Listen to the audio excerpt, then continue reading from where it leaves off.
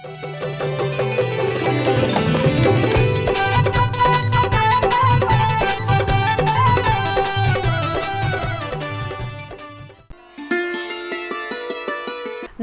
खबरें खेती में आपका स्वागत है। मैं हूं रूपम। आइए एक नजर डालते हैं आज क्या है खास कृषि समाचार में।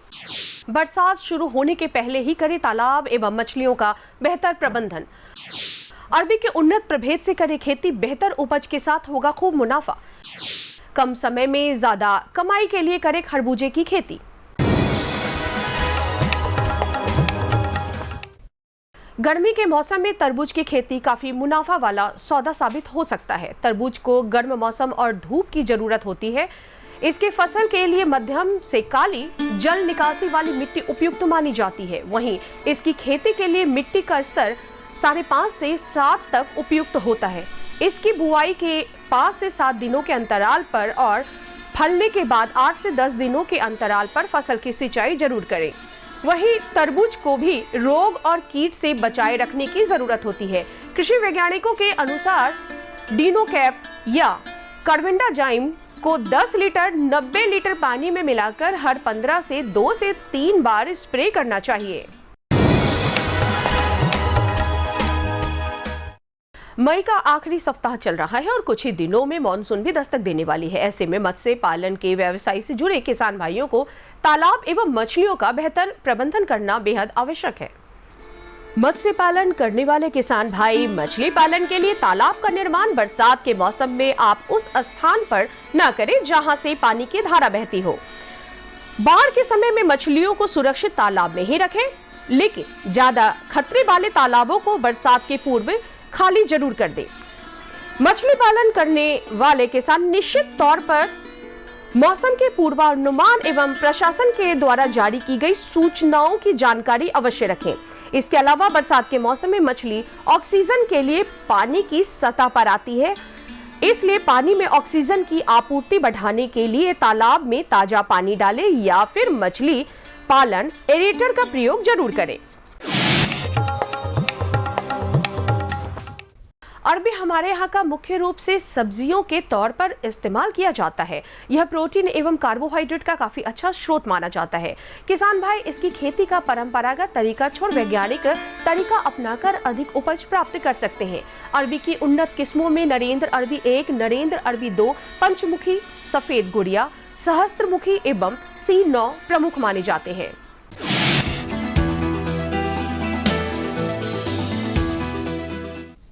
कई बार किसानों को फसल का उत्पादन उनकी मेहनत और लागत की तुलना में कम मिलता है। किसान भाइयों द्वारा खेती में सही कृषि उपकरणों का उपयोग नहीं करना इसका एक प्रमुख कारण हो सकता है। कल्टीवेटर एक ऐसा ही कृषि यंत्र है जिसकी सहायता से किसान अपनी खेती-बाड़ी को सफल बना सकते हैं। कल्टीवेटर ट्रैक्टर या मिनी ट्रैक्टर के द्वारा संचालित होता है।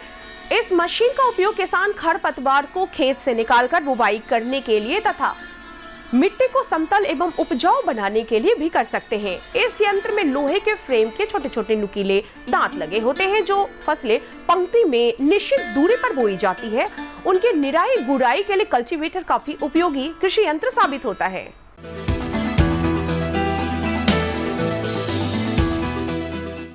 खबरें खेती में आगे बढ़ते हुए आज आपकी मुलाकात पटना जिले के बेहटा निवासी किसान वीरेंद्र कुमार से जो खरबूजे की खेती करते हैं।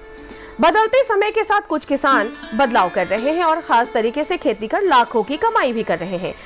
खेतों में पीले पीले ये खरबूज इस बात की तस्दीक करते हैं कि सूझबूझ और मेहनत से खेती की जाए तो किसान खेत में सोना भी उगा सकते हैं।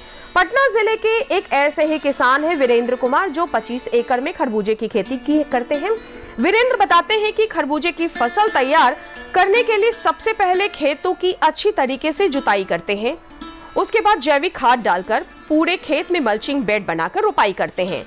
फसल को कीड़े मकोड़े और फंगस से जैसी बीमारी से बचाने के लिए वीरेंद्र ड्रिपिंग एवं सिंचाई के माध्यम से खाद का प्रयोग करते हैं। साथ ही खाद और कीटनाशक दवाओं के लिए स्प्रे का भी उपयोग करते हैं। आइए अब एक नजर डालते हैं मंडी के ताजा भाव पर। आइए अब एक नजर डालते हैं राजधानी पटना के अनाज मंडी में और जानते हैं दाल के ताजा भाव। मसूर दाल 7400 से 7500 रुपए प्रति क्विंटल, राहर दाल 16,500 से 17,500 रुपए प्रति क्विंटल, मूंग दाल 10,500 से 11,500 रुपए प्रति क्विंटल। कैसा रहेगा अगले 24 घंटे में राजधानी पटना का तापमान? एक नजर मौसम के मिजाज पर। अगले 24 घंटे में राज्य के अधिकांश जिलों में बादल छाए रहेंगे और प्रदेश के कुछ स्थानों पर हल्की से मध्यम बारिश की भी संभावना बनी हुई है। साथ ही 25 से 30 किलोमीटर प्रति घंटे की रफ्तार से हवा भी चलेगी। राजधानी पटना सहित प्रदेश का अधिकतम तापमान 37 डिग्री सेल्सियस और न्यूनतम तापमान 28 डिग्री सेल्सियस के आसपास बने रहने की संभावना है। किसानों को बारिश के मौसम में के लिए धान के प्रमाणित बीज जैसे राजेंद्र श्वेता, राजेंद्र मसूरी 1, MTU 709, स्वर्ण सब 1 आदि की नर्सरी की बुआई करने की सलाह दी जाती है। बुआई से पहले मिट्टी जांच और बीज उपचार करना किसान भाई बिल्कुल ना भूलें। नमस्कार किसान भाइयों, अभी आप देख रहे थे कृषि समाचार। कृषि समाचार में आपने कृषि जगत में हो रही तमाम नई हलचलों को जाना, साथ ही साथ सफलता की नई कहानी, तकनीक, उपकरण, मंडी भाव और मौसम के विषय में पूरी जानकारी हासिल की। इसी के साथ कार्यक्रम को आगे बढ़ाते हैं और आपको लिए चलते हैं अगले भाग में। किसान भाइयों, गर्मी के दिनों में मुर्गियों में कई प्रकार की समस्याएं आती हैं, उनमें कई प्रकार के रोग होते हैं। तो क्या है ये रोग, साथ ही साथ ग्रीष्मकालीन कैसे करें इनका प्रबंधन, इन सारे विषयों पर हम विस्तार से चर्चा करेंगे हमारे कृषि विशेषज्ञ डॉक्टर पुष्पेंद्र कुमार सिंह से। किसान भाइयों, जैसा कि हम सभी देख रहे हैं कि गर्मी अपने चरम पर है। ऐसे में अगर हम अपने पशुओं का खास ध्यान न रखें तो पशुओं में कई तरह की स्वास्थ्य संबंधी समस्याएं उत्पन्न हो जाती है। जी हाँ, आज हम इसी पर बातचीत करने के लिए, खासकर मुर्गी पालन यानी आहार प्रबंधन को लेकर हम बातचीत करने के लिए हमारे साथ है हमारे विशेषज्ञ doctor Pushpendra Kumar Singh, Bihar veterinary college Patna से। जी बहुत बहुत स्वागत है डॉक्टर साहब आपका, आप हमारे कार्यक्रम कृषि दर्शन में। किसान भाइयों, तो सबसे पहला सवाल जो है हमारा कि ग्रीष्मकालीन में मुर्गी पालन क्यों ज़रूरी है रख रखाव? गर्मी ऋतु में स्पेशली, जैसा कि हम सभी जानते हैं कि हमारे जो बिहार की जो अधिकतर पॉपुलेशन है, जो मैक्सिमम पॉपुलेशन है, वो बहुत ही सीमांत किसान है हमारे पास, बहुत ही कम जोत है उनके पास। तो वो बैकयार्ड पोल्ट्री फार्मिंग या मुर्गी पालन करते हैं जिससे कि उनकी आजीविका चल सके, उनकी आजीविका का मुख्य स्रोत है। और ख़ास तौर पे जब उसके अलग अलग प्रबंधन की हम बात करते हैं तो गर्मी के ऋतु में उसके प्रबंधन का एक विशेष महत्व है। मुख्य विशेष महत्व इसलिए है क्योंकि जैसे जैसे तापमान बढ़ता जाएगा तो इस तापमान के बढ़ने से उन मुर्गियों में जो तनाव पैदा होता है उसकी वजह से हमारी मुर्गियाँ यदि अंडे देने वाली मुर्गियाँ हैं तो उनका अंडा प्रोडक्शन कम हो जाएगा। यदि वो मांस वाली मुर्गियाँ हैं तो उनका समय पर वो उचित मांस का उत्पादन नहीं होगा या उनका भार वृद्धि नहीं होगा, जिससे कि हमारे किसान भाइयों को बहुत ज़्यादा नुकसान हो सकता है और उनकी आजीविका को चोट पहुँच सकती है। इसलिए इस ऋतु में उनका जो हमारा मुर्गी पालन है उसका प्रबंधन बहुत ही देखने योग्य बात है। डॉक्टर साहब, जैसा कि आपने बताया कि ज़रूरी होता है कि हम अपने मुर्गियों पालन को विषय को अच्छे से समझें और जानें, लेकिन ज़रूरी ये है कि कैसे पता लगेगा कि मुर्गियों को गर्मी लग रही है और उसके क्या क्या लक्षण हैं? जी बिल्कुल, देखिए जो मुर्गी पालन की जाती है तो डीप लिटर सिस्टम में की जाती है और जो बैकयार्ड पोल्ट्री फार्मिंग उसके लिए भी एक छोटा सा दरबा रखा जाता है और मुर्गियाँ दिन भर चराई पे रहती हैं। चाहे अंडे देने वाली मुर्गी हो, चाहे ब्रॉयलर फार्मिंग की हम बात कर लेते हैं, अगर उनके आवास का तापमान 42 डिग्री सेंटीग्रेड से ज़्यादा हो जाता है तो आपको दिखेगा, हमारे किसान भाई इस बात को नोटिस करेंगे कि हमारी मुर्गियां हाँफना शुरू कर देती हैं। जैसे कुत्ते हाँफते हैं उसी तरह से वो पैंटिंग करना शुरू करते हैं, हाँफना शुरू कर देते हैं, उनका जीभ बाहर निकल जाएगा, वो बहुत ही सुस्त हो जाएंगी, एक जगह सुस्त होकर के पड़ी रहेंगी, बहुत ज़्यादा उनकी मोबिलिटी। मुर्गी एक ऐसा प्राणी है जो बहुत तेज़ी से इधर उधर आप देखेंगे मूव करता है, लेकिन घूमने टहलने वाला प्राणी है। लेकिन अगर उनको गर्मी ज़्यादा लग रही है तो वो एक जगह सुस्त होकर बैठ जाएंगे, उनका आहार कम हो जाएगा, वो खाना पीना बंद कर देंगे। यदि और ज़्यादा बीमार होती हैं तो उनकी मोर्टेलिटी भी हो सकती है। इसलिए इसको देखने मतलब किसान भाइयों की इस चीज़ का बहुत ध्यान देने वाली बात है कि कौन कौन से लक्षण है कि उन्हें पता चले कि हाँ गर्मी बहुत बढ़ गई और हमारी जो मुर्गियाँ हैं वो गर्मी से प्रभावित हो रही हैं। और मुर्गियों को कितना चारा दिया जाना चाहिए और क्या दिया जाना चाहिए जिससे उन्हें गर्मी से बचाव हो, और पानी के ऐसे कौन कौन स्रोत हैं आहार प्रबंधन में जो हम अपनी मुर्गियों को दें ताकि वह ग्रीष्मकालीन ऋतु में उनके स्वास्थ्य में बेहतरी हो, सुधार हो या फिर बीमार ना पड़े? तो हमारे पशुपालक किसान भाई को बताएंगे। जी, जब हम बात आहार प्रबंधन की करते हैं तो दो बातें आती हैं। पहला, जो हम उन्हें दाना खिलाते हैं, दूसरा जो हम उन्हें पानी पिलाते हैं। ये दो मुख्य बातें, इसके अलावा कुछ और बातें जो मैं बाद में डिस्कस करूँगा। पहली बात हम करते हैं आहार प्रबंधन में दाने के बारे में। देखिए, गर्मी का ऋतु है और आजकल जो हम मुर्गियाँ होती बहुत तेज़ी से भार वृद्धि होती है, उनके हिसाब से उनको जेनेटिकली मॉडिफाई किया गया है, नया नया ब्रीड पैदा किया गया, बहुत तेज़ी से विकास कर सकें, बहुत ज़्यादा अंडे दे सकें, तो बहुत ज़्यादा वो स्ट्रेस में बहुत जल्दी आ जाती हैं। तो हमें ध्यान देना चाहिए कि जब भी हम उनको आहार खिला रहे हैं तो आहार खिलाने का समय अर्ली मॉर्निंग और लेट इवनिंग होना चाहिए। मतलब बहुत जल्दी सुबह आहार दे दें उन्हें, या फिर बहुत ज़्यादा शाम को। दिन के समय में उनको आहार देने की दाना देने की कोई ज़रूरत नहीं, क्योंकि अगर इस समय वो दाने में प्रोटीन होता है, तो अगर मुर्गियों को उस समय हम दाना देते हैं तो पहले तो दाना कम खाएंगे, दूसरी बात कि जो खाएंगे तो उसके लिए ऑलरेडी उनके शरीर में बहुत ज़्यादा हीट प्रोडक्शन होगा, तो वो उनके स्वास्थ्य पर नकारात्मक प्रभाव लेके जाएगा। इसके अलावा हमें उनको बहुत ही उच्च गुणवत्तायुक्त दाना देना चाहिए, ताकि कम खा करके भी उनमें जो उनके लिए जो आवश्यक पोषक तत्व हैं उनके शरीर को प्रॉपर मिल सके, ताकि उनका ग्रोथ अच्छे से हो सके। इसके अलावा जब हम पीने वाले पानी की बात करते हैं तो दिन भर हर 2 से 3 घंटे में कोई पानी बहुत जल्दी गर्म हो जाता है, तो हमें चेक करना चाहिए कि जो मुर्गियों के लिए हम निश्चित करें कि उनके लिए साफ़ सुथरा और ठंडा जल उनके पास हमेशा हो। चाहे ड्रिंकर है तो हम उन्हें बदलते रहें, और यदि ऊपर से आपने ड्रिप सिस्टम करके रखा हो तो ऊपर हमेशा तापमान चेक करते हैं कि बहुत ज़्यादा गर्म पानी उनको नहीं मिलना चाहिए। अगर वो दिन भर पानी पीते रहेंगे और ठंडा जल मिल रहा है तो इससे उनको तनाव नहीं होगा, तनाव से रिलीफ होगा। इसके अलावा हम ये रिकमेंड करते हैं कि जो हमारे किसान भाई हैं वो पानी में ही डेक्स्ट्रोज या ग्लूकोज घोल करके दे सकते हैं। इसके अलावा मिनरल मिक्सचर दे सकते हैं। ये दोनों चीज़ें देने से क्या होता है कि जो हमारी मुर्गियां हैं जो दाना कम खा रही हैं, तो यदि ग्लूकोज उनको मिल रहा है, डेक्स्ट्रोज मिल रहा है, तो उनके शरीर में एनर्जी का जो कंपोनेंट है, एनर्जी कम नहीं होगा, ग्रोथ अच्छा होगा। मिनरल मिक्सचर या इलेक्ट्रोलाइट अगर हम उन्हें घोल करके देते हैं तो सारे पोषक तत्व उनको मिलेंगे उसके थ्रू, तो उनका जो जितनी फिजियोलॉजिकल एक्टिविटीज़ हैं वो अच्छे से प्रॉपर अच्छे ढंग से चलती रहेंगी, तो उनको तनाव पैदा नहीं होगा, उनका ग्रोथ सुचारू रूप से चलता रहेगा, अंडा उत्पादन भी अच्छा रहेगा। आहार में भी समय का ध्यान रखना है, पानी भी कितनी मात्रा में देनी है उसका भी ध्यान रखना है, और साथ ही साथ पानी कितना गर्म और कितना ठंडा हो उसका भी ध्यान रखें। और सबसे ज़रूरी जैसे कि पशुपालक किसान भाइयों को क्या ध्यान देने वाली मुख्य बातें हैं जिससे उन्हें नुकसान ना हो। अब मैं एक तरह से किसान भाई जो 5 से 6 मुख्य बातें हैं जो गर्मी की ऋतु में उनको ध्यान देना चाहिए। पहला, आवास की बात जैसे मैंने बताई, आप एस्बेस्टस की छत लगवाएं, वहाँ पर पराली बिछा करके रखें, और उसके पहले ही वहाँ पर एक चूने की मोटी परत से आप उसे पुताई करवा दें, जिससे क्या होगा कि वो जो छत है वो कम से कम गर्म होगी और जो हीट है वो नीचे तक नहीं जाएगी, तो उसका प्रभाव नहीं पड़ेगा। आहार की बात जैसे मैंने बताई, आप उनको अच्छा गुणवत्तायुक्त दाना दीजिए। दाना के खिलाने का जो समय है वो अर्ली मॉर्निंग, मतलब बहुत सुबह के समय और शाम में लेट इवनिंग, इस समय में आप उनको दाना देंगे तो ज़्यादा से ज़्यादा दाना खा सकेंगे, तो उनको उनके जो रिक्वायरमेंट है फुलफिल होते रहेंगे। पानी हमेशा साफ़ सुथरा और ठंडा जल उनके लिए हमेशा उपलब्ध होना चाहिए। किसान भाई इस चीज़ को ध्यान रखें कि कभी पानी, क्योंकि पानी एक ऐसा अवयव है, एक ऐसा तत्व है जो हमारे स्ट्रेस को ख़त्म करता है। चाहे इंसान की बात करें चाहे पशु की बात करें, वो सबके स्ट्रेस को ख़त्म, तनाव को ख़त्म करने में सहायक होता है। इसलिए पानी की उपलब्धि हमेशा मतलब मुर्गी फार्म में मतलब बनी रहनी चाहिए। इन बातों को अगर हमारे किसान भाई ध्यान में रखते हैं तो मैं उम्मीद करता हूं कि वो अपने मुर्गी पालन से बहुत ही अच्छा आय कमा सकते हैं और प्रॉफिटेबल मुर्गी पालन कर सकते हैं। अब डॉक्टर साहब, आप किसान भाई को कोई संदेश देना चाहेंगे? डॉक्टर साहब देखिए किसान भाइयों, जैसा कि हम सभी जानते हैं कि जो हमारे रिसोर्स पुअर फार्मर्स हैं उनके, और बहुत से रिसोर्स पुअर फार्मर्स जो हैं बैकयार्ड पोल्ट्री फार्म या किसी न किसी माध्यम से मुर्गी पालन करते हैं जो उनकी आजीविका को चलाते हैं। और विभिन्न मौसमी चीज़ों से बचाने के लिए, जो गर्मी है, बरसात है, इनको बचाने के लिए विशेष ध्यान रखना पड़ता है। आजकल गर्मी का मौसम है, तो जैसा मैंने जो भी चीज़ें बताई, अगर उनका किसान भाई प्रॉपर ध्यान रखते हैं, अच्छे से ध्यान, आवास प्रबंधन अच्छे से करते हैं, आहार प्रबंधन अच्छे से करते हैं, वेंटिलेशन अच्छा रखते हैं, अगर गर्मी का प्रभाव पड़ने से अपनी जो मुर्गी पालन है उस पर बचा जाते हैं, तो वो ज़्यादा आय कमा सकते हैं और अपनी आजीविका को सुचारू रूप से चला सकते हैं। बहुत बहुत धन्यवाद डॉक्टर साहब आपका, आप हमारे कार्यक्रम में आए और इतनी अच्छी जानकारी हमारे पशुपालक किसान भाइयों को दी। तो किसान भाइयों, अभी आपने ग्रीष्मकालीन मुर्गियों के प्रबंधन के विषय में पूरी जानकारी हासिल की। इसी के साथ बढ़ेंगे कार्यक्रम के अगले भाग में।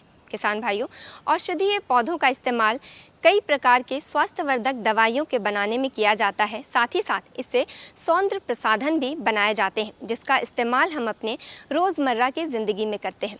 आज इनकी खेती भी बड़े पैमाने पर की जा रही है, लेकिन औषधीय पौधे की कुछ ऐसी प्रजातियां हैं जो लुप्त होने की कगार पर हैं। ऐसी ही प्रजातियों का संरक्षण कर अर्जुन मंडल जी ने राष्ट्रपति पुरस्कार से सम्मान भी पाया है। तो आइए मुलाकात करते हैं अर्जुन मंडल जी से।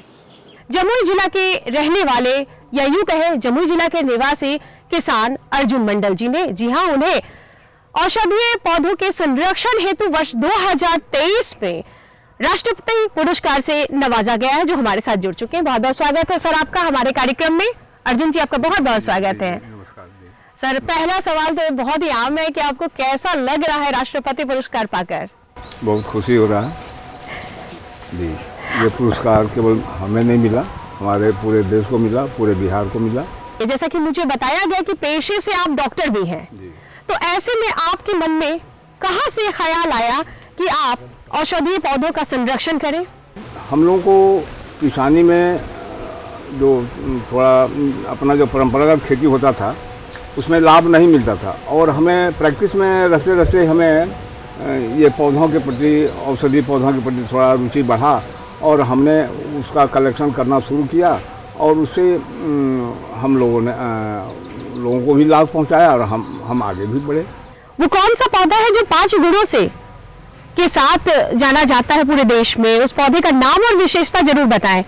सबसे पहले तुलसी है, फिर कोरोना में हम लोग को बहुत ज़्यादा इसके प्रति रुचि जगा। ये देख रहे हैं, ये बाकस का पेड़ है, खांसी के लिए बहुत अनमोल दवा है। जब हम लोग कोरोना में जो गला फंस जाता था, फेफड़ा जाम हो जाता था, उसका पत्ता का काढ़ा बना के हम लोग उसको देते थे, और बहुत लाभ हुआ। और जी अर्जुन जी, आपके हाथ में जो पौधा है, ये कौन सा पौधा है? इसमें कौन से औषधीय गुण है? ये बिघारा है, ये गैंग्रीन हो जाता है उसकी बहुत अच्छी दवा है, बेड सोर की बहुत अच्छी दवा है।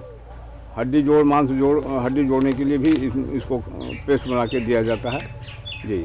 और ये जो पौधा आपने रखवाया, ये तो हर घरों में आसानी से उपलब्ध दिखता है। ये है नागदोन। नागदोन जी। इसका काम क्या है? ये है बवासीर में काम आता है। अच्छा। ब्लीडिंग पाइल्स में शरीर के किसी अंग से खून आता है, उसका बहुत अच्छा दवा है। अच्छा जी। वाह। दो किस्म है इसका, एक किस्म और है, इसका पत्ता खाया जाता है। कि आपकी उम्र अब 82 साल हो चुकी है, जी।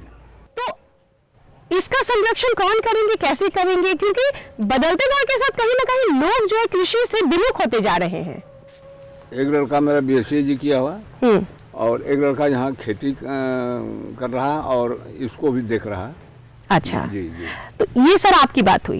इस जलवायु में औषधीय पौधे को संरक्षित कर पाना मुश्किल होता है, तो इसके लिए आपकी क्या पहल है? मुश्किल कुछ नहीं है, इच्छा शक्ति रहे, और हमारा जम्मू जिला औषधीय पौधे के लिए बड़ा मुफीद जगह है। मिट्टी, जलवायु, पानी। हमारे यहाँ 2005 में राष्ट्रपति उद्यान के डायरेक्टर आए थे, OSD हॉर्टिकल्चर, जम्मू जिले में औषधीय पौधे की खेती की संभावना पर तलाशने के लिए आए थे। हम दिखावेंगे रिपोर्ट। तो उन्होंने बहुत अच्छा रिपोर्ट दिया। जम्मू जिला की आबो हवा, मिट्टी यहाँ के लिए औषधीय पौधों के लिए बहुत अनुकूल है। तो उनके दिशा निर्देश पर हमने काम शुरू किया, और आज इस मुकाम पर हम हैं। मतलब आपकी शुरुआत 2005 से हुई है?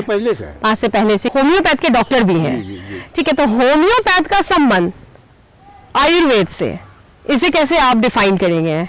बहुत अभी करीब 100 से ऊपर मेडिसिन है जो कि इसी औषधि पौधे से होम्योपैथ में बनता है।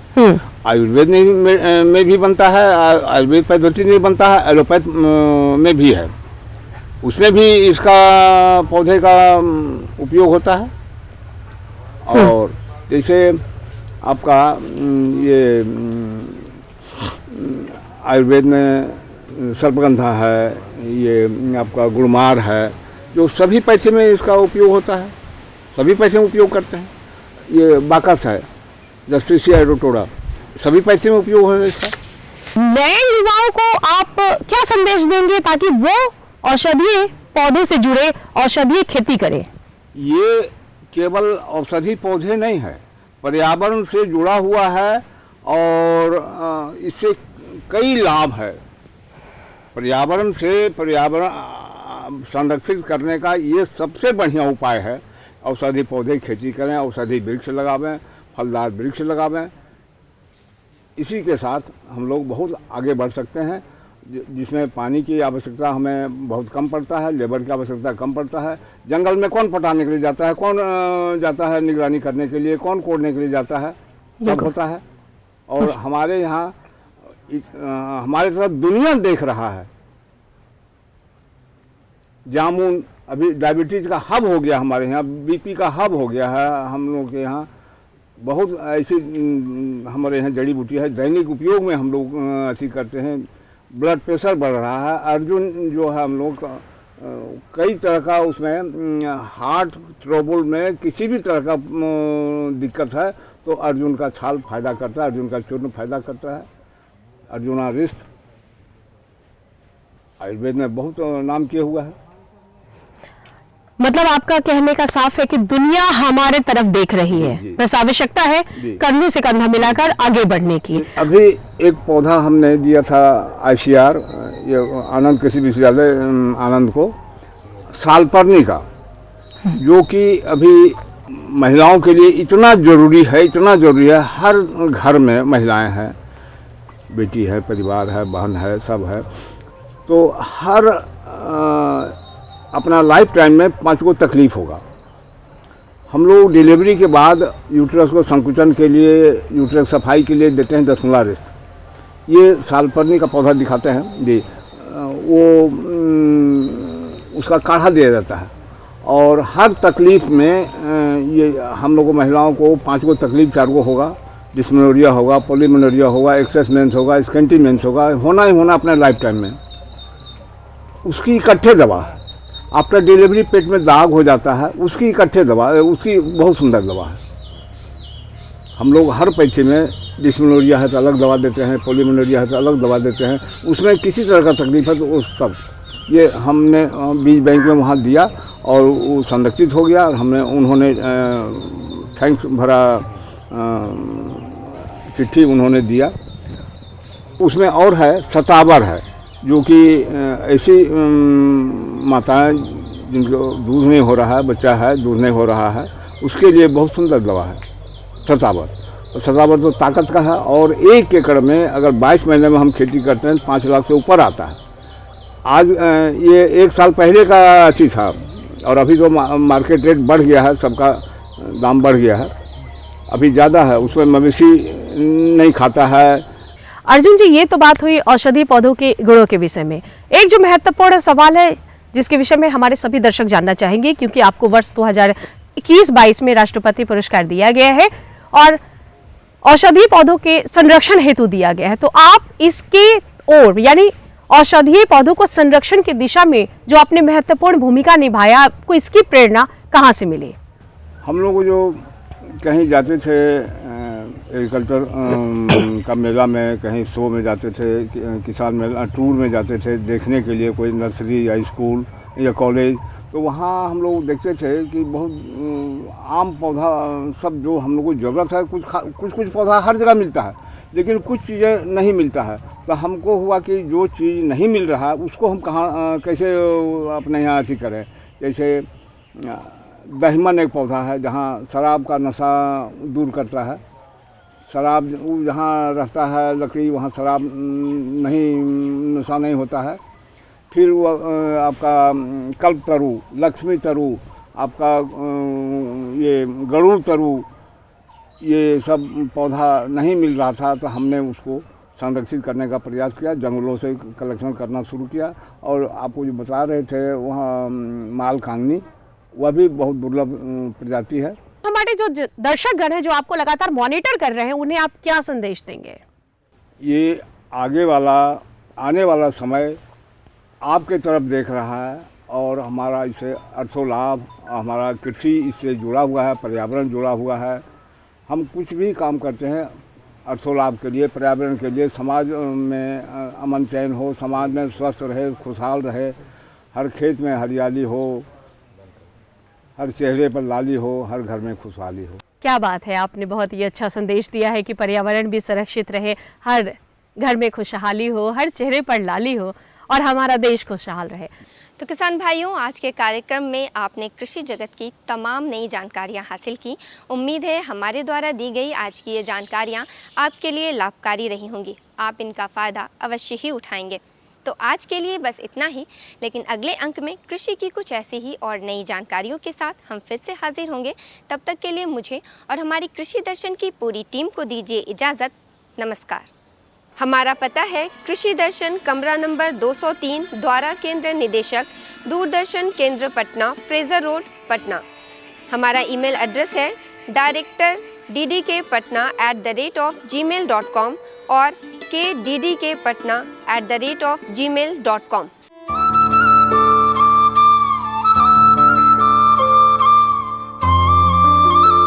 किसान भाई बहन, हमरो चैनल तोरो चैनल जल्दी आवी रहना छे एकटा नया रंग रूप में।